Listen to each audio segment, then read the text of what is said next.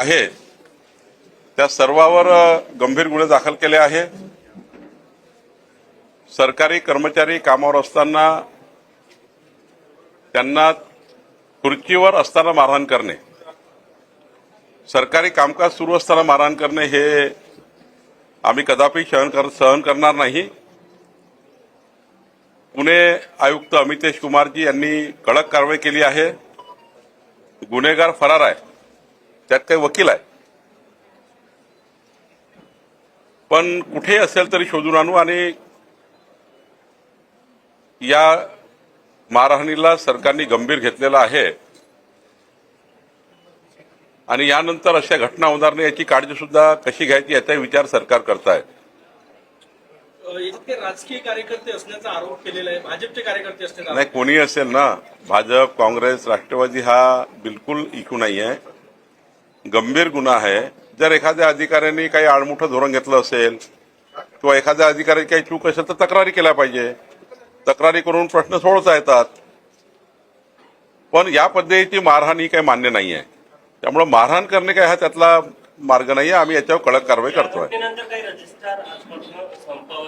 मी सर्व मुद्रांक अधिकाऱ्यांना विनंती करतोय की कुणीही संपावर जाऊ नये, कारण रोजच्या जर मुद्रांक थांबले तर फार मोठा महसूल त्या ठिकाणी कमी होतो।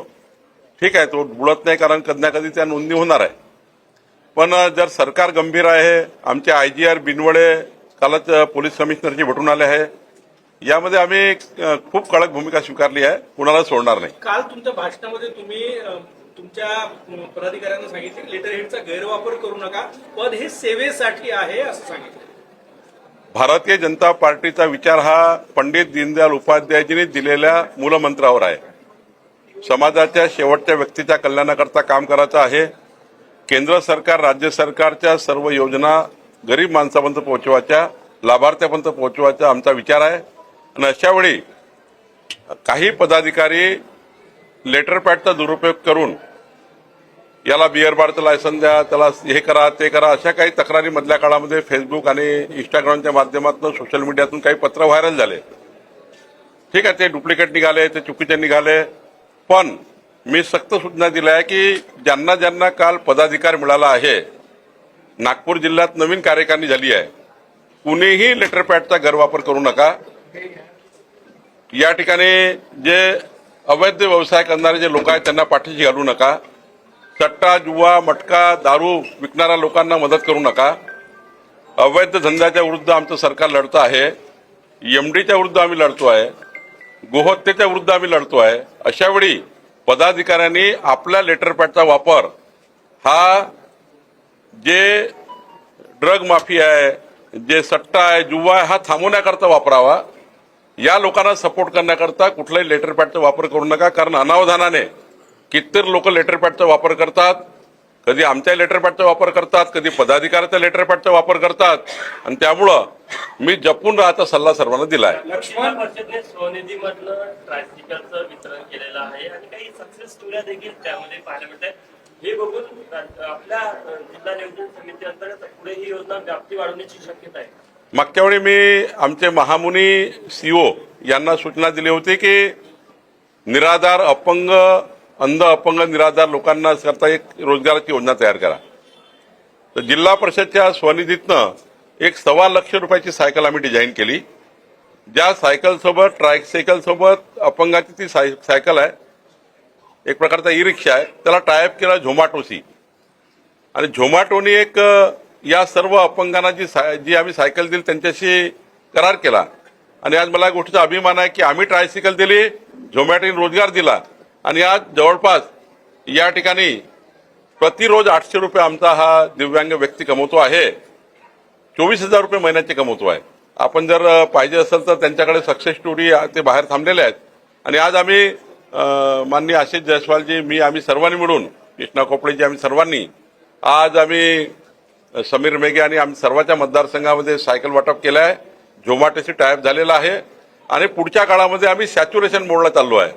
या जिल्ह्यातला कुठलाही अपंग व्यक्ती बिना ट्रायसिकलने राहणार नाही। डॉक्टर पोद्दारजींनी एक या ठिकाणी सर्वेक्षण केलं आहे, आम्ही सर्व सर्वेक्षण करतोय।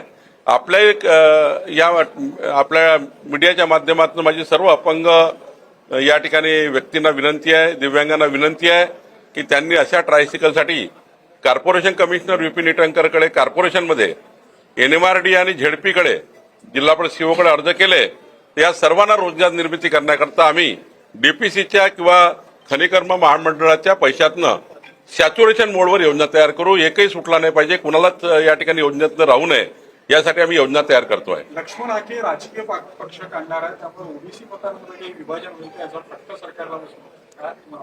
कुणाचे आज अंदाज बांधणं काही योग्य नाही. त्यांना त्यांचे पक्ष काढण्याचा अधिकार आहे. लक्ष्मण हाकेने जो काही पक्ष काढताय त्याच्याबद्दल आमच्या त्यांना शुभेच्छा आहे. पण शेवटी देवेंद्र फडणवीसचं सरकार, आमचं सरकार हेच ओबीसीच्या कल्याणाकरता बऱ्यापैकी आम्ही या ठिकाणी काम केलं आहे. पंतप्रधान नरेंद्र मोदीजींच्या या 11 वर्षाचा काळ, देवेंद्रजीचा काळ, एकनाथ शिंदेजींचा काळ, या काळामध्ये आम्ही या ठिकाणी जेवढं ओबीसींना जास्तीत जास्त या ठिकाणी योजना येता येईल. आता या ठिकाणी महामंडळ तयार झाले आहे, त्यांचंही गठन करणार आहोत. जवळपास 22 वेगवेगळ्या समाजाचे मंडळ आम्ही तयार केले आहे, त्याच्या गठन आम्ही करणार आहे. त्यांना निधी आम्ही देणार आहे. त्यामुळे लक्ष्मण हाकेचे काही इश्यू असतील त्याबद्दल चर्चा करू, पण त्यांनी आपली पार्टी काढली तर माझी काही मनाई नाही. सर, पूर्व विदर्भामध्ये जवळपास 58% पेरण्या झालेल्या आहे. पावसाचा विलंब झाल्यामुळे पेरण्या अफेक्ट झालेल्या आहे, उत्पादनावरही परिणाम होणार आहे. सरकारचं नियोजन कसं आहे? आता थोडी वीज वाढवून द्यावी लागेल, कारण काही ठिकाणी पाणी आहे पण 6 तास वीज आहे. शेवटी धानाचे परे जिवंत ठेवावे लागतील. काही ठिकाणी विजेचं नियोजन करावं लागेल. काही ठिकाणी जलसंधारणच्या माध्यमातून जे छोटे छोटे वॉटर बॉडी आहे त्याचं नियोजन करावं लागेल.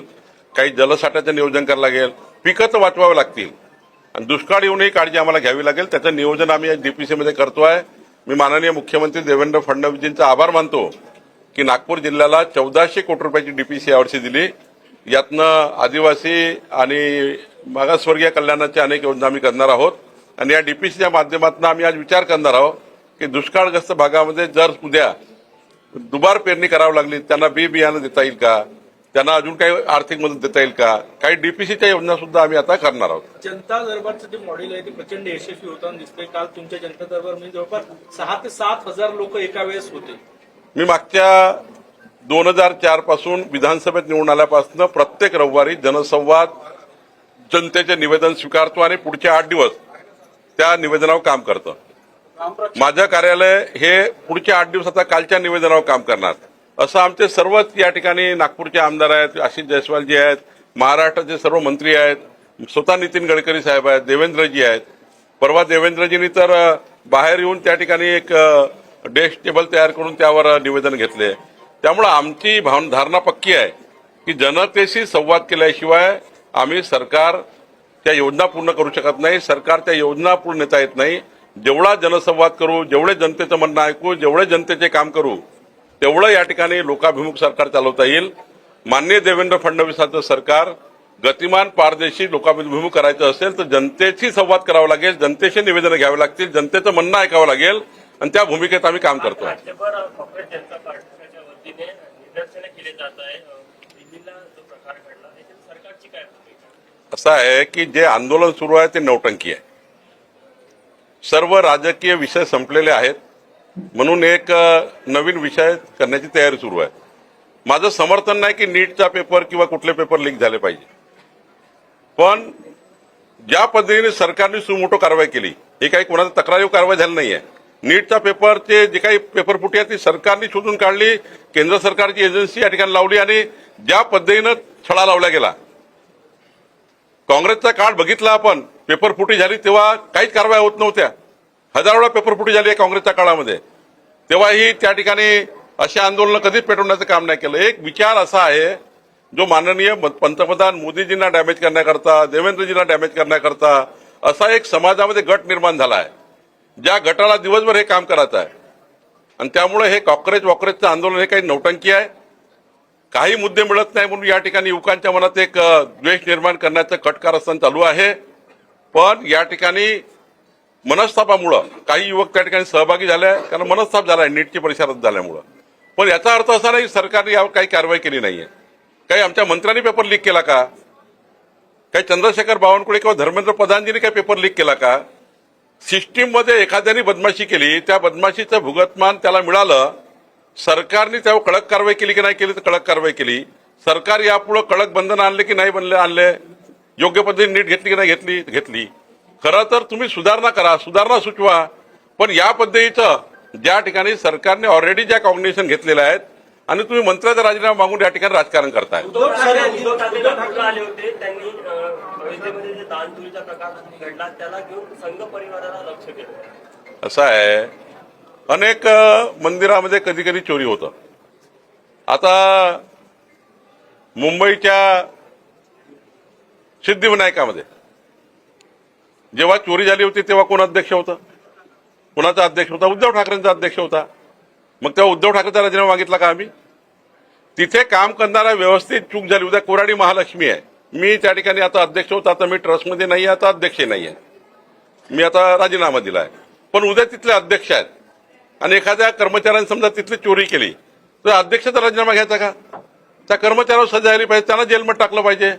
सेम राम मंदिरात काय झालं असेल, अयोध्येला झालं असेल, त्याच्या लोक पकडले गेले, कडक कारवाई केली, यानंतर चोरी होण्याच्या कडक बंधन त्या ठिकाणी कसं करता येईल ते बघितलं. एखाद्या मंदिराच्या कर्मचाऱ्यांनी चोरी केली त्याला अध्यक्षाला राजीनामा मागताय. एखाद्या सिस्टीममधल्या नीटमधल्या एखाद्या पेपरच्या फुटीमध्ये काय असला त्याला मंत्र्याला राजीनामा मागताय. हे जे राजकारण चालू आहे ना उद्धव ठाकरेच्या लोकांचं, हे नौटंकी आहे. आणि त्यामुळं जेव्हा तुम्हाला भगवान प्रभू रामचंद्राच्या दर्शनाला अयोध्येला जाण्याकरता प्रतिष्ठापनेच्या दिवशी निमंत्रण होतं, त्या दिवशी मताच्या लागून चालना करता महाराष्ट्रातले मतं कमी होतील म्हणून त्या ठिकाणी तुम्ही गेले नाही. तुम्ही भगवान प्रभू रामचंद्राचा तिरस्कार आयुष्यभर केला आणि आता तुम्ही त्या ठिकाणी असे आंदोलन करून या ठिकाणी काही मिळणार नाही आहे, काही भेटत नाही आहे. आंदोलनामध्ये तेच लोक आहे, काही जनतेला काही संबंध नाही आहे. जनतेला विकासाशी संबंध आहे, विकसित महाराष्ट्राकडे जनता जाते आहे. त्यामुळे जनतेला अशा आता काही आंदोलनाची भूमिका काही घेणं नाही आहे.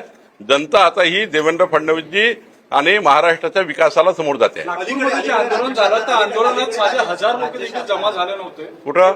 नागपूरमध्ये जे रामरक्षा आंदोलन केलं 5000 लोकांची परवानगी होती, 1000 लोक आता याचं आत्मपरीक्षण उद्धव ठाकरेजींनी केलं पाहिजे.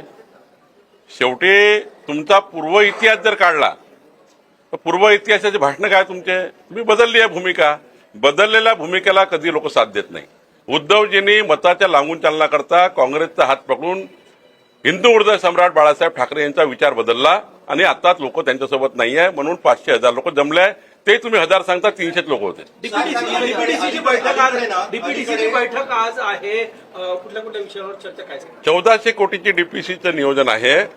शेतकरी शेतमजुरांच्या योजनेपासून तर शेत रस्त्यापासून तर संपूर्ण जिल्ह्याचं नियोजन आम्ही करणार आहे. काही पैसा दुष्काळाकरता, अल्निनो करता, काही ज्या प्रभावित त्याकरता राखीव ठेवणार आहोत. आमचा विचार आहे की यावर्षी शेड्यूल कास्ट, शेड्यूल ट्राईब जेवढे घरं आहेत जे 100 युनिटच्या कमी वीज वापरतात त्या सर्वांना सूर्यघर देण्याचा विचार आहे. काही व्यक्तिगत लाभाच्या योजना तयार केलेल्या आहेत. काही आशिष जयस्वालजींनी राज्याचे राज्य अर्थमंत्री म्हणून त्यांनी काही योजना तयार केलेल्या आहेत नियोजन विभागाच्या. काही प्रेझेंटेशन आहे, काही नाविन्यपूर्ण काम आम्ही करतोय. दिव्यांगाचं जसं आम्ही नाविन्यपूर्ण करतो तसं काही नाविन्यपूर्ण योजना करतोय. मी आपल्या प्रेसला एक ब्रीफ नोट पाठवेल ज्यामध्ये आज काय काय आम्ही विचार केला आहे. महत्वाचे निर्णय घेतले आहे. एक महत्वाचे निर्णय घेतले होते, त्याचा कौतुकही झालं. एक म्हणजे ज्या प्रायव्हेट ट्रॅव्हल्स आहेत त्या शहरात येऊ नये. दुसरा होता तो पॉलिथिन संदर्भात होता की पॉलिथिनचं हे व्हावं. तिसरा फुटपाथ संदर्भात होता. निर्णय झाले, काही दिवस चालले, कारवाया झाल्या, पण आज जैसे ती स्थिती आहे. पुन्हा कारवाया करू, पुन्हा त्या निर्णयाला पुनर्विलोकन करू. काय एखादा निर्णय झाला तो नाही इम्प्लिमेंट झाला तर पुनर्विलोकन करावं लागतं. पुन्हा त्याची आता आढावा घेऊ. येणे रद्द करायचे काही प्रकार आहे. येणेचा कायदा राज्यामध्ये रद्द झालेला आहे. समजा जुना येणे रद्द करायचा असेल तर त्याला झोन बदलून टाकायचा, येणे रद्द करायची गरज नाही. समजा एखादा ऍग्रिकल्चर झोन असेल त्याला रेसिडेन्शियल व्हायचं असेल, येण्याची गरज नाही, झोन बदलायचा. ज्याचा रेसिडेन्शियल किंवा इंडस्ट्रियल बेल्ट असेल त्यांना ऍग्रिकल्चरमध्ये वापस जायचं असेल तर त्यांनी झोनिंग बदलून घ्यायचा. येण्याचा कायदा रद्द झालेला आहे. येण्याची गरज नाही, येण्याचा रद्द करायची गरज नाही. येण्याचा कायदा संपला. आता झोनवर जावं लागेल. जर ऍग्रिकल्चर झोन झाला असेल तर रेसिडेन्शियल झोन पाहिजे, रेसिडेन्शियल झोन करून घ्या. ज्याचा रेसिडेन्शियल झोन झाला असेल त्यांना ऍग्रीमध्ये जायचं आहे, त्यांना ऍग्री झोन बदलून घ्या. झोनिंगवर या ठिकाणी आता विकास होणार आहे. सर, हिंदी में जानना चाहिए सोनम वांगचुक को लेकर जो कल हादसा हुआ उसको लेकर सीडीपी पूरे राज्य में आंदोलन कर रही है. साथ ही धर्मेंद्र प्रधान के साथ साथ मोदी जी का भी इस्तीफा मांग रहे हैं। नौटंकी कर रहे हैं, कुछ बचा नहीं है आंदोलन के लिए। सिस्टम में कभी कभी एक आध बार सिस्टम में पेपर लीक हो चुका है, उसका जवाबदार मंत्री को आप ठहरा रहे, प्रधानमंत्री जी को ठहरा रहे। हाँ, मान्य है कि सरकार ने कॉग्निशन लेना चाहिए, हमारी जवाबदारी है, हम जवाबदारी से दूर नहीं जा रहे, ना प्रधानमंत्री जी जा रहे, ना कोई मंत्री जी जा रहे, लेकिन आप सिस्टम से एक आधा पेपर लीक हुआ है, उसमें आप जवाबदार मंत्री को और सरकार को ठहरा रहे। तो सरकार ने जवाबदारी ले ली है, सरकार ने कड़ी कार्रवाई की है, खुद सुमोटो सरकार ने एजेंसी लगाकर पर्दाफाश किया है, जनता के सामने पर्दाफाश किया, दोबारा परीक्षा ले ली, और ये लोग नौटंकी कर रहे हैं। दूसरा, भगवान प्रभु रामचंद्र जी के अयोध्या के जो अभी वहां चोरी का मामला हुआ, सिस्टम के कोई व्यक्ति ने किया है, पूरा बदनामी कर रहे हैं। अब कल कुराड़ी महालक्ष्मी में कहीं चोरी हुई तो उसके अध्यक्ष को पकड़ेंगे, या ऐसा नहीं होता है। सिस्टम का कभी कभी गलती हो जाती है तो सिस्टम को पकड़ना चाहिए, उसको दुरुस्त करना चाहिए, दोबारा नहीं होना चाहिए, ये करना चाहिए। लेकिन इस प्रकार का नौटंकीबाज आंदोलन करके देश की सामाजिक स्थिति को और धार्मिक स्थिति को खराब करने का विचार कर रहे हैं। मुझे लगता है ये राजनीति का षड्यंत्र है, नौटंकी है। जनता इनके साथ नहीं है। मोर्चा में देखेंगे तो 200 लोग हैं। परसों उद्धव ठाकरे आए थे राम रक्षा आंदोलन करने, 300 लोग थे। तो ये जनता उनके साथ नहीं है, नौटंकी कर रहे, उनको मालूम हो गया।